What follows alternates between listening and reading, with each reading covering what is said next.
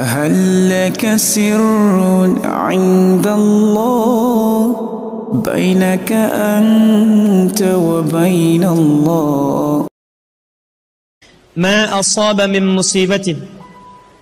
Tidak pernah ditetapkan satu kejadian, awas hati-hati, di bumi fil ardi wala fi anfusikum, atau menimpa dirimu, illa fi kitabin min qabli an nabraha, kecuali semua itu telah tertuliskan di dalam kitab sebelum semuanya nampak dalam kehidupan.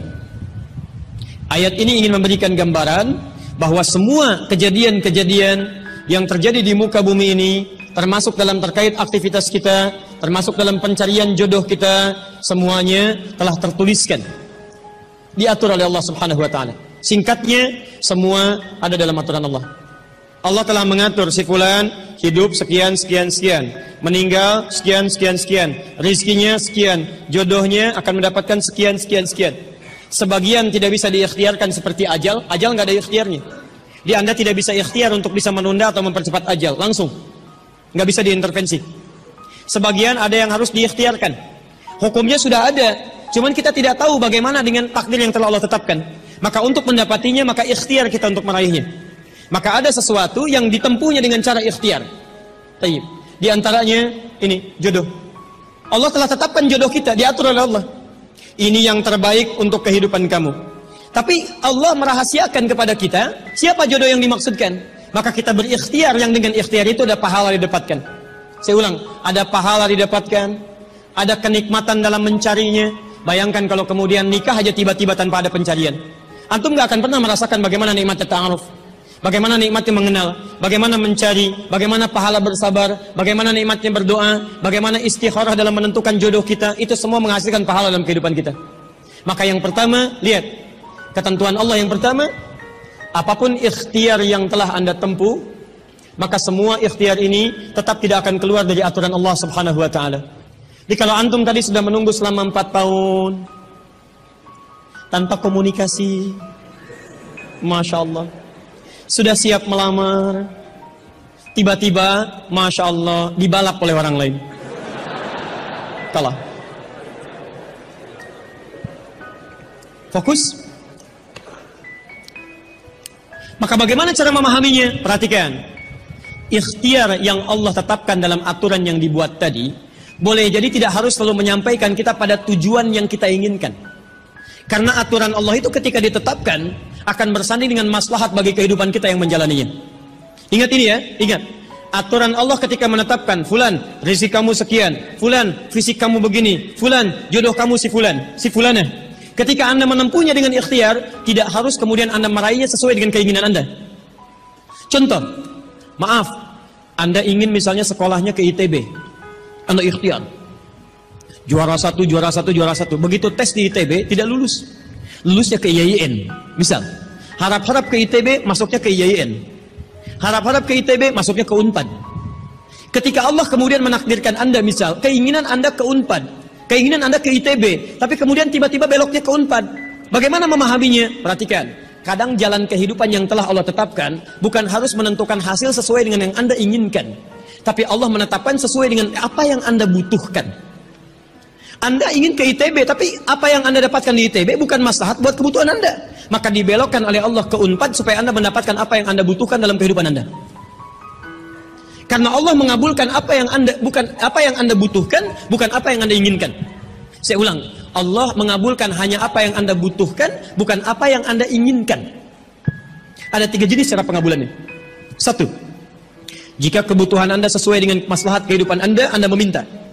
Maka jika keinginan Anda dalam permintaan sesuai dengan kebutuhan Anda, maka segera dikabulkan. 2, ada yang ketika Anda memohon, Anda belum sanggup untuk mendapatinya. Nanti ketika Anda mulai sanggup, disitulah kemudian Allah berikan. Antum punya anak 5 tahun, antum kaya, punya banyak uang, kemudian anak itu minta dibelikan motor. Dibelikan nggak? Uangnya ada, motornya siap dibeli. Anak baru 5 tahun, minta dibelikan motor, dibelikan nggak? Kenapa? Karena dia belum sanggup menggunakannya. Tapi Anda sampaikan, nah, papa punya uang, papa siapkan ya. Nanti ketika sanggup baru saya berikan. Demikian ketika Anda meminta kepada Allah Subhanahu wa taala dan memohon.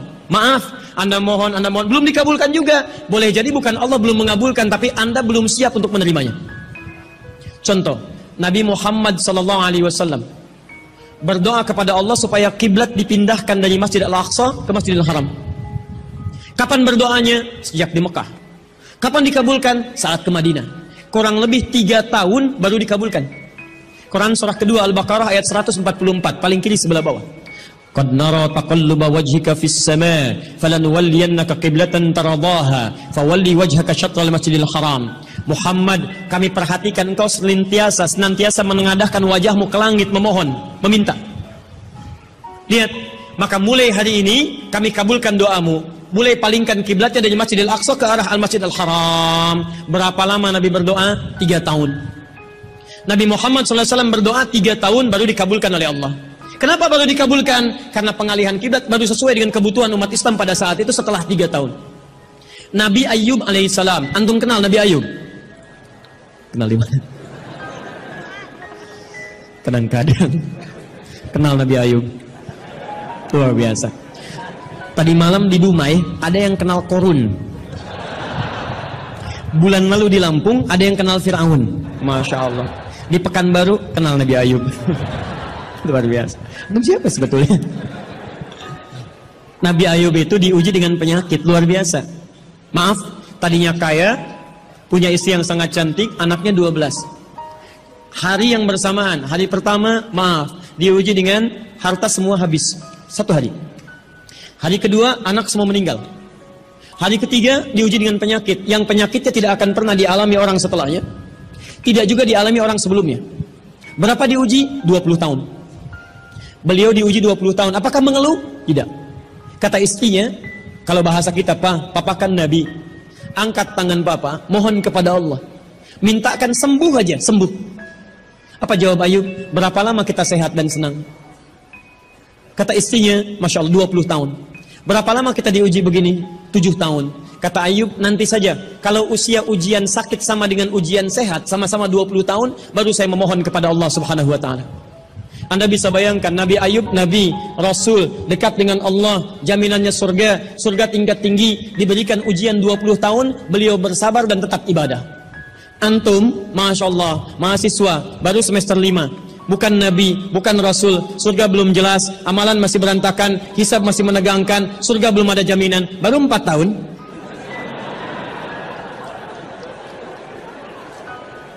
Itu yang terbaik buat antum.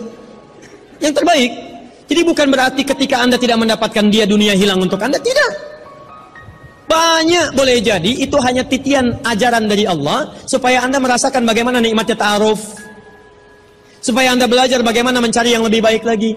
Lihat kalimatnya, Quran surah ke-24 ayat 26. At-tayyibatu lit-tayyibin wat-tayyibuna lit-tayyibat al-khabithatu lil-khabithin sebelumnya wal khabithuna lil-khabithat.